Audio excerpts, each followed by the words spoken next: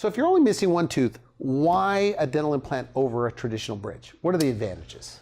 Well, the advantages are you don't have to grind down the two teeth next to it, because you can cause issues with that as well. You may need a root canal. If you go too far, you can heat up the tooth. With a dental implant, you keep a one-tooth problem a one-tooth problem. You don't involve two teeth that you don't need to involve. So on a bridge, you're what? You're attaching them to two side teeth? Basically, it's like a bridge. You got a tooth here, you got a tooth here, and you got a fake tooth that slings in between there. That's tough to clean. You gotta floss underneath it, and it's very, very difficult because you can't get the floss through the top there.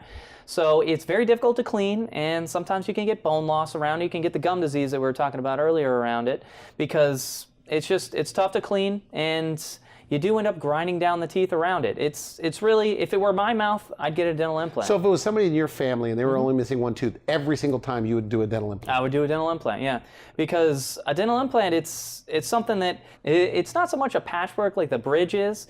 It's able to actually use that dental implant to replace the tooth in the most natural way possible.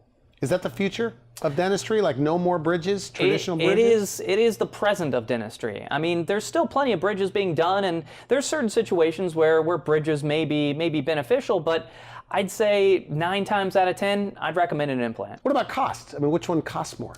Well, in the long run, it's actually cheaper to do the implant, because you're not grinding down those teeth there. You don't have to worry about cavities around that implant, because implants, you can't get cavities. Around these bridges, you can get cavities, and they're actually more prone to it, because whenever you do a crown or a bridge, you've got little margins that can attract bacteria, and you actually get more cavities with those. So that's something you want to be very careful, especially if it's more difficult to clean. That puts you at an even higher risk of having cavities. What about pain? It seems painful, these dental implants.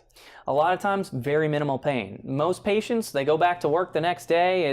It's not something that you're going to be bedridden. It's something that, sure, you're going to have a little bit of soreness, but it's not going to be anything that's going to be excruciating. Some people say, hey, that didn't hurt at all. I've had plenty of patients that say, you know what, that didn't hurt. And you guys use sedation. We do, right? We do. For any patients that are nervous, we recommend sedation, because you might as well, you're going through a procedure, you might as well be comfortable for it. It's going to take a few hours for some of these longer procedures, so you might as well be comfortable for it. And that way you're able to essentially sleep through most of that procedure. And it's great. You got patients that they wake up at the end of the procedure, and it's essentially they wake up in their home. They don't remember what happened. Okay. So Nice. you completely just zone out for that procedure, and you can do it safely, you can do it comfortably, and that's the way to do it, really.